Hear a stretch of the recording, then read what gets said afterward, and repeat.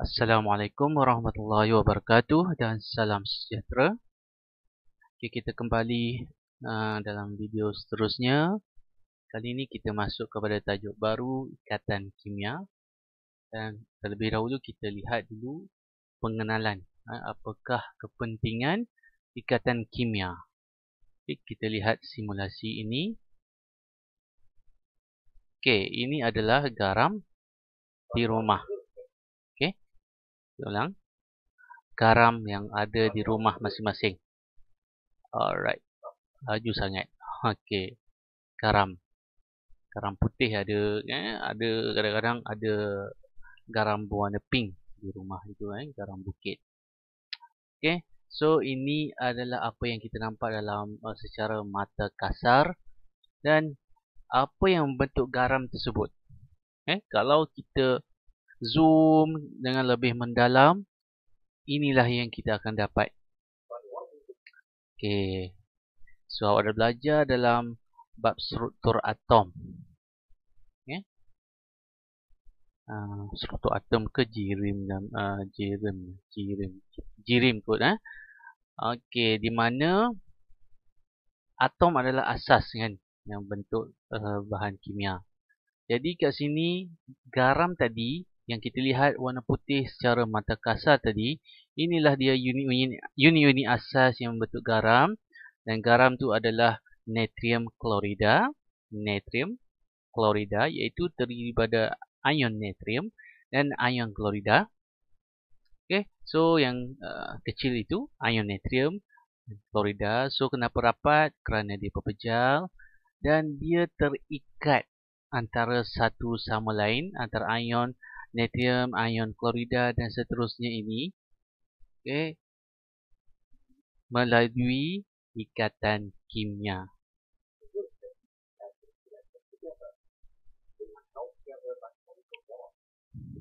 Okay, so inilah dia ikatan kimia yang terbentuk di antara ion-ion natrium dan juga ion klorida. Okay, so inilah kita akan pelajari secara lebih lanjut nanti ikatan kimia.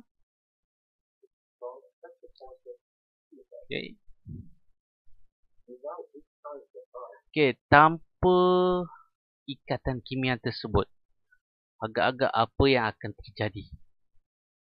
Adakah akan wujud garam dalam bentuk yang kita nampak sekarang, dalam keadaan serbuk, dalam keadaan serbuk ketulan, ada serbuk, ada ketulan garam. So inilah dia gambaran sekiranya tiadanya ikatan kimia. Okey, iaitu dia semua itu terbentuk dalam keadaan atom-atom sahaja, bertebaran, jadi tidak wujudlah natrium klorida tadi. Jadi apakah itu ikatan kimia? So ini contoh dalam delima mungkin. Okey, dalam delima ke berlian. Okey, yang bentuk dia adalah karbon. Okey, karbon terbentuk, ikatan kimia terbentuk antara atom karbon dengan atom karbon yang lain. Jadi pada akhir pembelajaran ini, anda akan diperkenalkan dengan ikatan kimia. Jadi seharusnya anda dapat menerangkan kestabilan gas adi, menerangkan keadaan pembentukan ikatan kimia,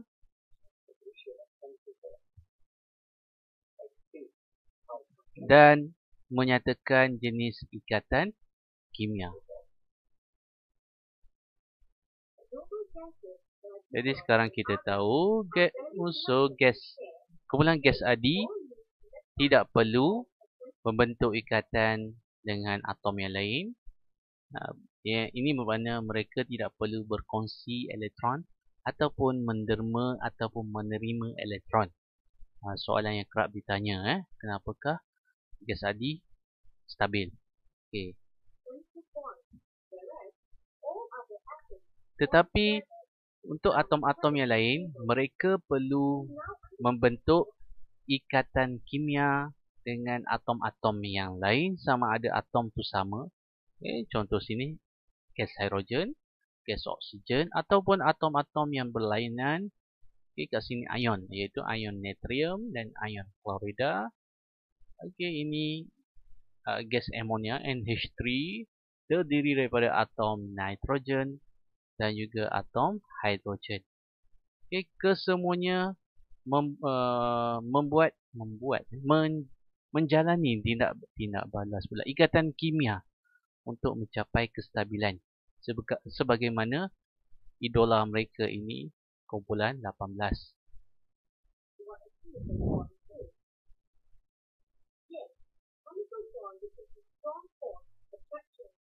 Okay, jadi apakah itu ikatan kimia? Ikatan kimia adalah satu tarikan yang wujud, yang kuat yang wujud di antara atom ataupun ion-ion dalam sesuatu bahan.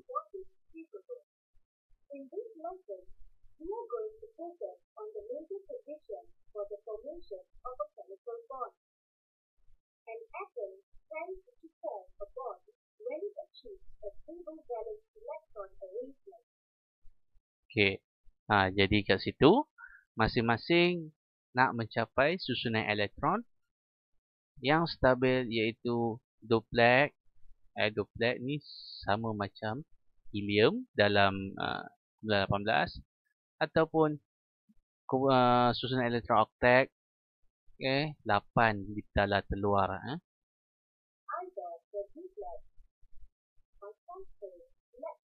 Okay, jadi kita akan lihat dengan lebih detail nanti dalam jenis-jenis ikatan yang terbentuk. Okay, ini kita akan tengok dalam subtopik seterusnya. Rasanya cukup untuk kita lihat asas. Jadi kita dah belajar dalam awal-awal bab dulu molekul. So molekul ini adalah terbentuk daripada atom-atom. Contoh kat sini molekul hidrogen terdiri daripada atom hidrogen dan atom hidrogen yang satu lagi bergabung secara kimia H dan H, jadilah H2 iaitu hidrogen. Dan ada juga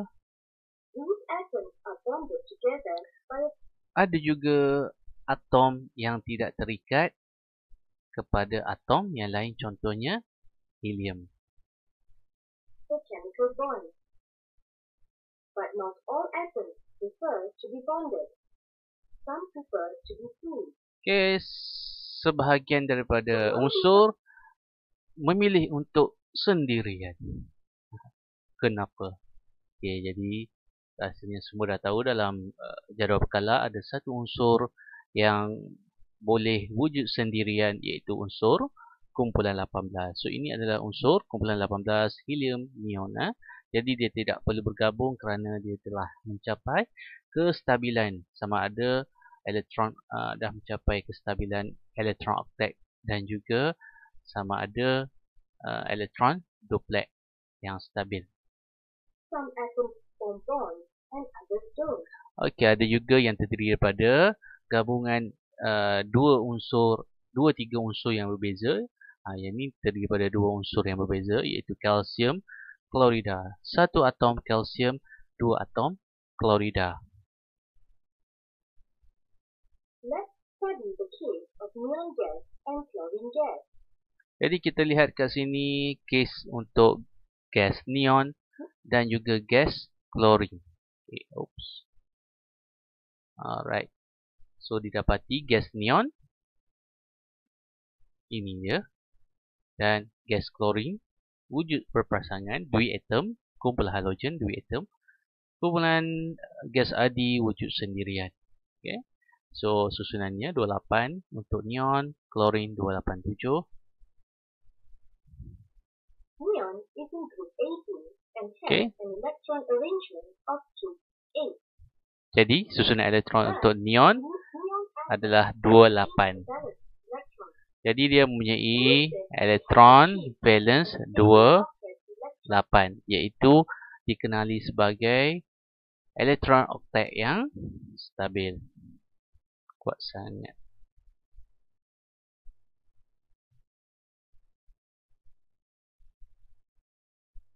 Okay, elektron oktet yang stabil. 28. Okay, jadi penjelasannya, atom neon telah mencapai susunan elektron yang stabil iaitu oktet. Jadi tidak perlu bergabung dengan unsur-unsur lain. Okay, so dia wujud sebagai gas monoatomik iaitu single atom. Dia tidak bergabung dengan atom-atom yang lain sebab dah stabil. Duduk sendiri pun dah stabil. Okey, tetapi berbeza dengan atom klorin. Klorin adalah dalam kumpulan 17 dan susunan elektronnya 287.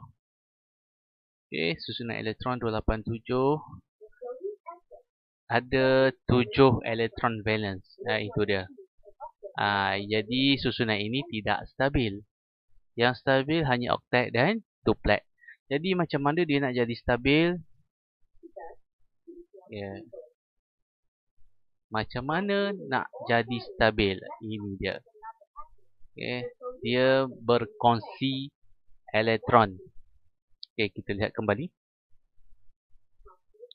Okay, sebelum dia berkongsi, okay, elektron terluar 1, 2, 3, 4, 5, 6, 7. Sama juga dengan sebelah kanan 1, 2, 3, 4, 5, 6, 7.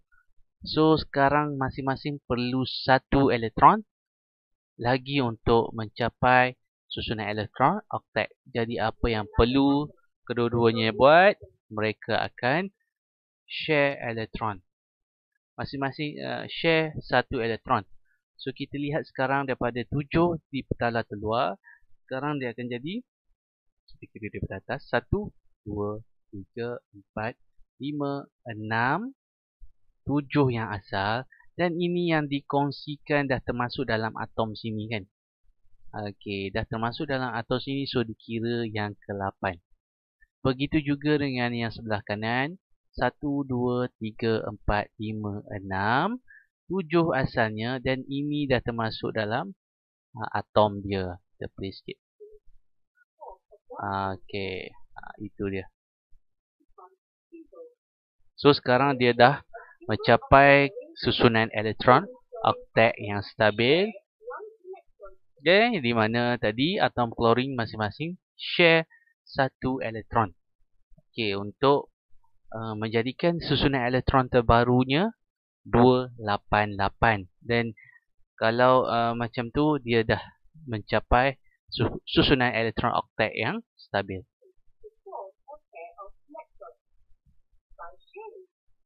Okey, dengan berkongsi, dia telah mencapai 8 ya. 8 elektron di petala terluar. So, dengan ini ia menjelaskan kenapa dalam kumpulan halogen yang awak belajar dalam jadual berkala wujud sebagai duiatom. Maksudnya klorin tak boleh duduk sendirian, dia tidak stabil. Jadi nak jadi stabil dia perlu share 1 elektron. Begitu juga dengan unsur-unsur kumpulan halogen yang lain. Mereka perlu kongsi 1 elektron di petala terluar untuk menjadi susunan elektron oktet yang stabil.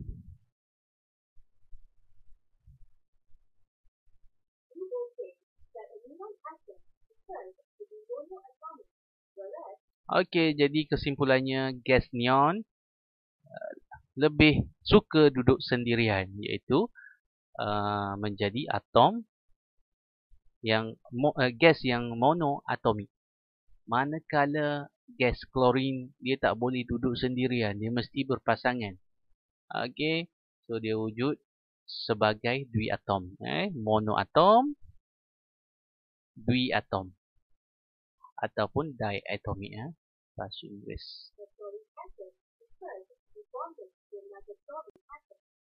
Okey, tetapi susunan ini memang dah stabil. Ini pun dah mencapai kestabilan.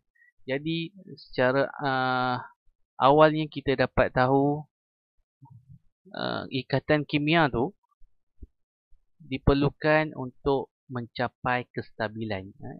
Jadi sesuatu bahan kimia itu akan mencapai kestabilan dengan ikatan kimia.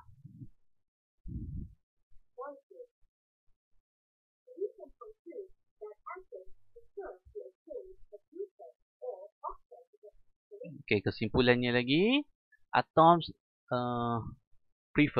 cenderung untuk mencapai susunan elektron yang duplex ataupun octet, sebagaimana unsur kumpulan gas adi. Jadi mereka perlu membentuk ikatan kimia untuk mencapai kestabilan tersebut. Jadi masing-masing menjadikan kumpulan 18 ini sebagai idola, ya. Iaitu mencapai susunan elektron yang stabil sama ada elektron octet ataupun duplex.